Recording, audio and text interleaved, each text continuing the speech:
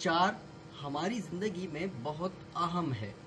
जैसे 4 शादियों की इजाजत तो है, लेकिन अगर कर लें तो सर पर जो 4 बाल हैं वो भी नहीं रहते।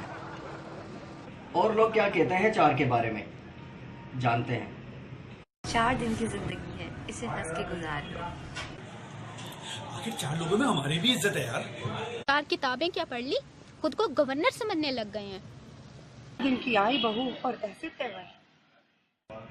4 करके कुछ गाने भी तो हैं। 4 दिनां दा प्यार रब्बा बड़ी लंबी जुदाई, लंबी जुदाई। कदम का तो फासला है, क्या तुमसे 4 कदम भी नहीं चले जाते? आपके आने से महफिल में 4 चांद लगे हैं। एक गाना ये भी सुने।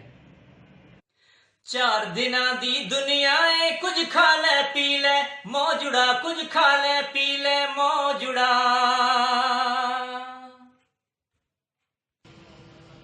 बहादुर शाह जफर का एक शेर भी तो है।